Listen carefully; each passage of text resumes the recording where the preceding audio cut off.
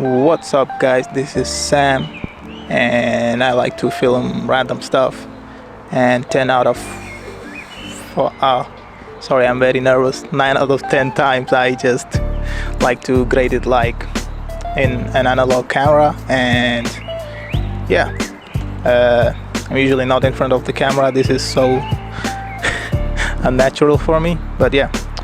So anyway, today I just wanted to talk to you about this Dehancer plugin that I used 1 year ago, and I used the trial version for 30 days and I loved it, but I had to change because it was expensive for me at that time, and I went with another option for my film power grade of workflow. And yeah, so anyway, 1 year after, I bumped into their Dehancer Mobile app, and it's same as the desktop plugin and more.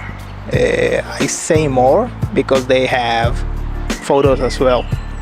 That's the best thing, and I just wanted to show something that you might have watched the sample footage I just played, and yeah, I just wanted to go through it. And yeah, and somebody is staring at me, and I'm gonna go to a different location right now.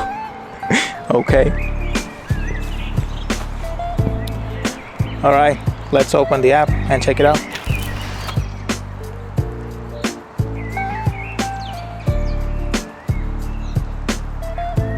Alright, we have our recent media from our iPhone here. It used to be just Dehancer photo. Now we have the video with all the features from our desktop plugin.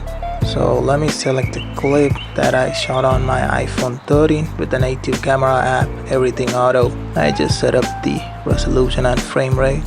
Alright, so we have all these presets by Dehancer team, and there are also featured presets from users. You can check it out and even edit it to your style and save it, or we can just start fresh.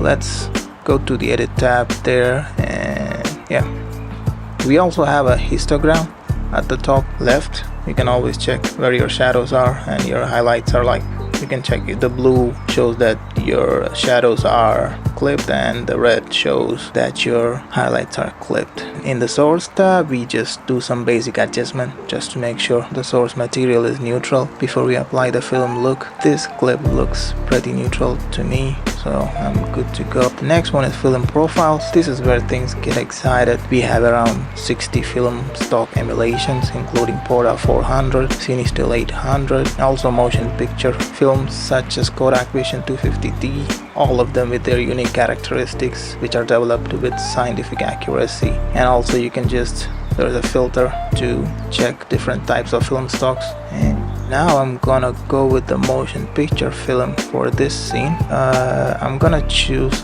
Fujifilm Eterna. I'm gonna select this, and next I'm gonna go straight to the print tool, skipping few things. So yeah, the print film. This is another tool which brings the film emulation alive in videos. And of course I'm gonna go with everyone's favorite, the Kodak 2383 print film. Like 9 out of 10 times I always go with the 2383. Yeah, you also have some tweaking that can be done here with color density and contrast. Yeah, always turn on the range limiter. It just keeps everything within the analog processing. Yeah, I think this looks great. Let me quickly go back to compression, where we can play with the black and white point, which of course behaves within the analog processing. You know, I'm gonna turn this off for this particular scene. I don't like to compress the highlights. Then we go to color head. This is also a great tool. I like it's somewhat equivalent to the color wheels in Davinci Resolve. And I don't really play with the color things, but with the temperature. For this particular scene, I'm not gonna separate anything. I'm just gonna give a little bit of warmth in the mid-tones. That's fine. Let's check how the image turned out. Oh, that's cool. Alright, now we have grain and halation, the two main characteristics which brings out the film emulation to anybody who's consuming the video or the photo. Okay, let's check grain. Not sure what is negative and positive. Probably two different film types, but I interpret them as like negatives are 16 mm grain and positives are 35 mm grain, but I always go with positive. It's not very harsh on the image. I mean, I don't like the grain to be seen. It's something that must be felt. Yeah, that looks good. And yeah, you can tweak something in the shadows, midtones, and highlights, how grain behaves, and yeah, you can experiment it there. And then there is halation, the reddish orange halo on the edges of highlights. You can turn it back and on just to check if it works for this scene, but yeah, you can always amplify and manipulate the look of halation in your image. Then there is bloom to give a dreamy look. I'm not a big fan of bloom. It is good when you use it in the right scenes, not for every film emulation. Yeah, I already like how the image turned out to be. I'm very satisfied with an iPhone 13 footage and this film emulation. Then there is this special effects. This happens when the image is projected. This is developed and everything, and it's been projected on somewhere, like the film breadth and the gate view. Historically, these features were considered imperfections that the industry was struggling to get rid of. Like film breadth is like an accidental change in exposure, contrast, and the color from frame to frame as the film moves through the projector. So yeah, that period is like how many frames the change happens. Like it default 3, so the more the frame, the less changes.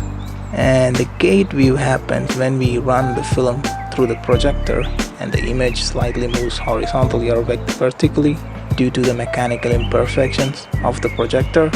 So it just the image slightly moves, or like a wave, ever so slightly. It's very subtle. So yeah, that's about it with grading this footage. I think it looks great. So yeah, this is our final footage from digital to analog look using the Dehancer Mobile app. I'll be using it majorly for Instagram Reels and stories. I already started posting a lot of clips created with the Dehancer Mobile. I'm actually surprised by the image captured on iPhones and created with this app. I don't know, it goes together. It's just over sharpened iPhone footage and we grade with Dehancer. It just softens it and color is great. Yeah, and I was also thinking to buy a Fujifilm X100V for its film simulation presets, but after using the app, I might just buy an iPhone 14 Pro and take raw photos and play with Dehancer. That would be a pretty sick combo, and I'm pretty sure this app in newer iPads with M1 chips will be a different beast. Alright, so I just want to end it by saying you might have heard this like 100 times, but yeah, it doesn't matter what gear you have, just keep creating and improving the most beautiful shots and pictures you see on social media. They just didn't go out and get it. They just went over and again. Just even me, I will just go 5 days. Even this video, I just shot this talking head like 5 days. So you can see it's just, you just keep improving. I'm not saying I'm just best now, but yeah, I just got one that I was satisfied. So yeah, just go out, keep creating, more love and more life. Keep creating. Bye.